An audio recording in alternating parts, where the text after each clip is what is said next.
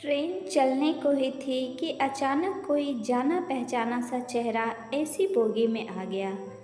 मैं अकेली सफ़र पर थी, सब अजनबी चेहरे थे, मगर यहाँ ऐसे हालात में उस शख्स से मिलना ज़िंदगी के लिए एक संजीवनी के समान था। ज़िंदगी भी कमबख्त कभी कभी अजीब से मोड़ पर ले आती है, ऐसे हालातों से सामना करवा देती है जिसकी कल्पना तो क्या कभी ख्याल भी नहीं कर सकते। वो आया और मेरे पास ही खाली जगह पर बैठ गया। ना मेरी तरफ देखा, ना पहचानने की कोशिश की।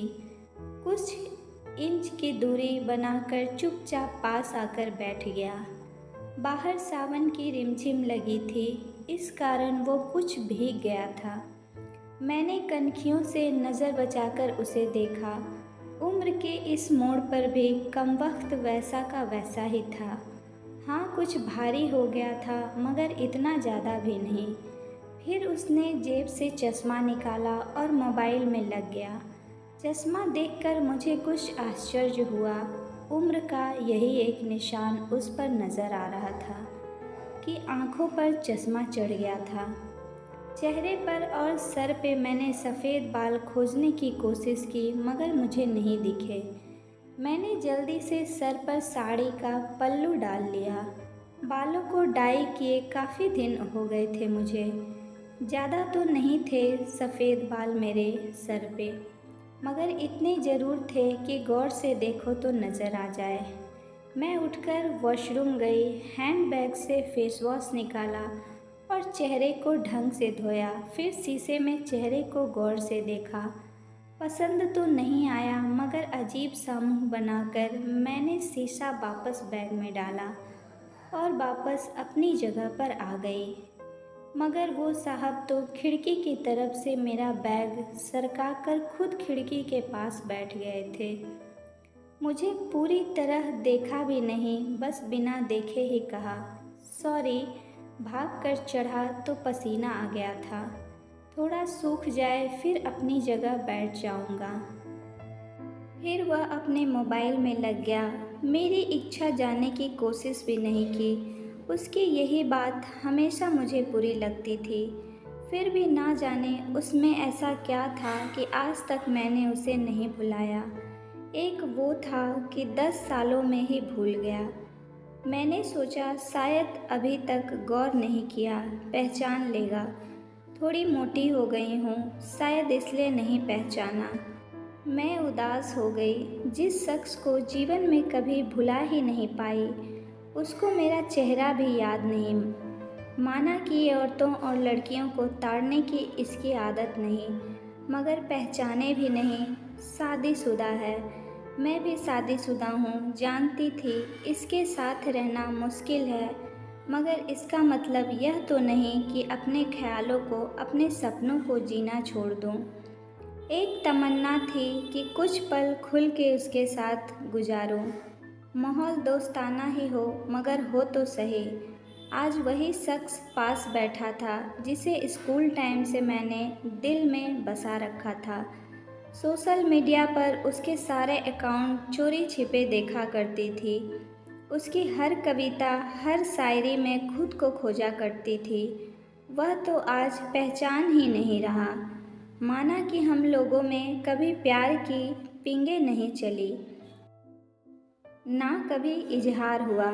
हाँ, वो हमेशा मेरी केयर करता था और मैं उसकी केयर करती थी। कॉलेज छूटा तो मेरी शादी हो गई और वो फ़ौज में चला गया। फिर उसकी शादी हुई। जब भी गांव गई उसकी सारी खबर ले आती थी। बस ऐसे ही ज़िंदगी गुजर आई। आधे घंटे से ऊपर हो गया। वो आराम से खिड़की के पास बैठा मोबाइल में लगा था। देखना तो दूर, चेहरा भी ऊपर नहीं किया। मैं कभी मोबाइल देखती, कभी उसकी तरफ। सोशल मीडिया पर उसके अकाउंट खोलकर देखे, तस्वीर मिलाई, वही था, पक्का वही था, कोई शक नहीं था। वैसे भी हम महिलाएं पहचानने में कभी भी धोखा नहीं खा सकती।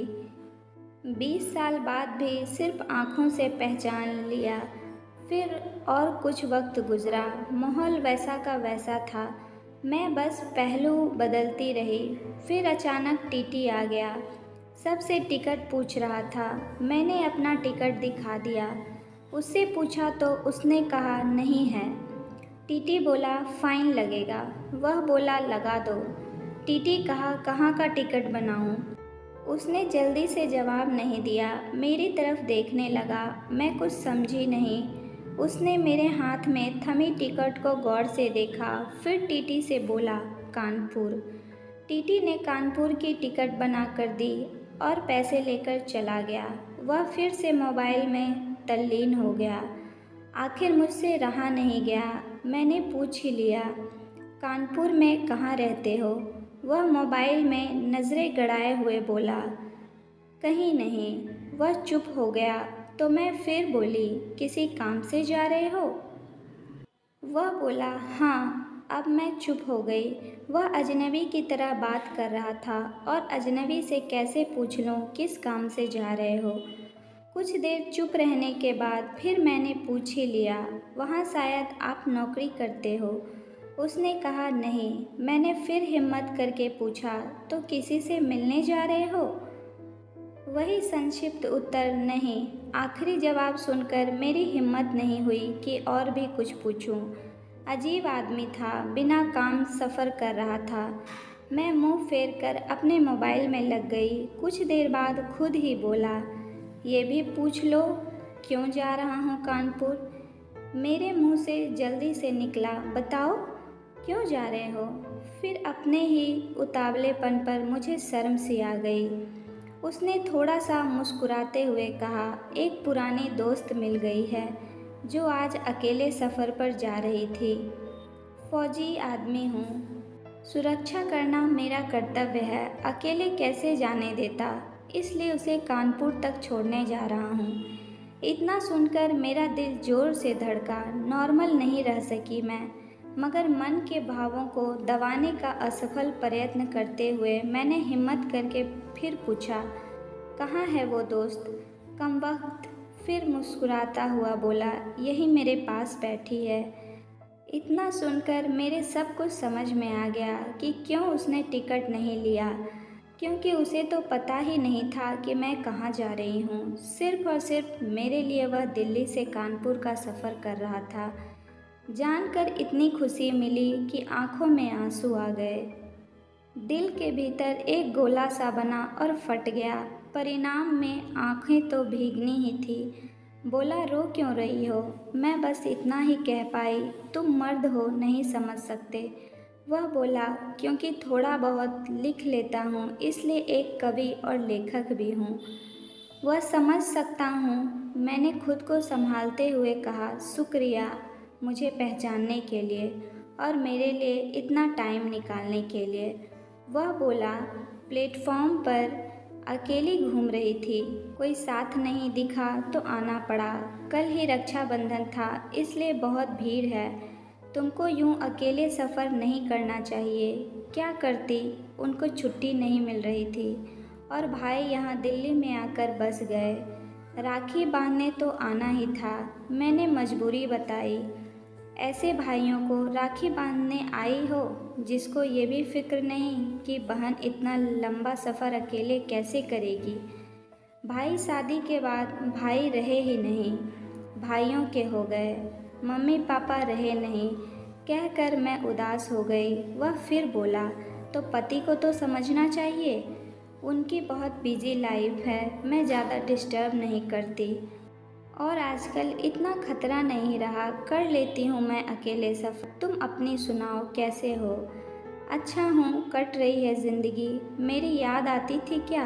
मैंने हिम्मत करके पूछा। वो चुप हो गया, कुछ नहीं बोला। तो फिर मैं बोली सॉरी, यूँ ही पूछ लिया। अब तो परिपक्व हो गए हैं, कर सकते हैं ऐसी बात। उसने शर्ट की बाजू की बटन खोलकर हाथ में पहना वो तांबे का कड़ा दिखाया जो मैंने ही फ्रेंडशिप डे पर उसे दिया था। बोला याद तो नहीं आती पर कमबख्त ये तेरी याद दिला देता था। कड़ा देखकर दिल को बहुत सुकून मिला। मैं बोली कभी संपर्क क्यों नहीं किया? वह बोला डिस्टर्ब नहीं करना चाहता था। तुम्हारी अपनी ज़िंदगी है और मेरी अपनी ज़िंदगी। मैंने डरते डरते पूछा, तुम्हें छू लूँ? वह बोला, पाप नहीं लगेगा? मैं बोली, नहीं, छूने से नहीं लगता। और फिर मैं कानपुर तक उसका हाथ पकड़कर बैठी रही। बहुत सी बातें हुई। ज़िंदगी का एक ऐसा यादगार दिन था जिसे आखिरी सांस तक नहीं भुला पाऊंगी। वह मुझे सुरक्षित घर छोड़कर गया, रुका नहीं, बाहर से ही चला गया। जम्मू थी उसकी ड्यूटी, चला गया। उसके बाद उससे कभी बात नहीं हुई, क्योंकि हम दोनों ने एक दूसरे के फ़ोन नंबर नहीं लिए। हालांकि हमारे बीच कभी भी नापाक कुछ भी नहीं हुआ। एक पवित्र सा रिश्ता था, मगर रिश्तों की गरिमा बनाए रखना जरूरी था।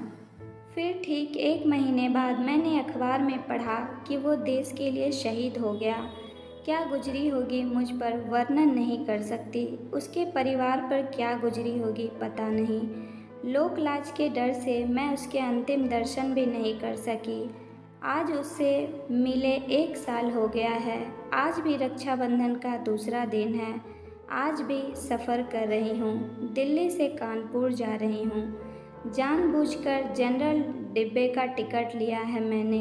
अकेली हूँ, ना जाने दिल क्यों आस-पास बैठा है कि आज फिर आएगा और पसीना सुखाने के लिए उसी खिड़की के पास बैठेगा। एक सफ़र वो था जिसमें कोई हमसफ़र था, एक सफ़र आज है जिसमें उसकी यादें हमसफ़र है। बाकी ज़िंदगी का सफ़र जारी है, देखते हैं कौन मिलता है, कौन साथ छोड़ता है। तो दोस्तों, आज की हमारी स्टोरी आप लोग को कैसी लगी? अगर पसंद आई हो तो प्लीज़ लाइक करें और ज़्यादा से ज़्यादा ज़रूर शेयर करें। तो मिलती हूँ नए नेक्स्ट स्टोरी के साथ। कहानी सुनने के लिए आप लोगों का बहुत बहुत धन्यवाद।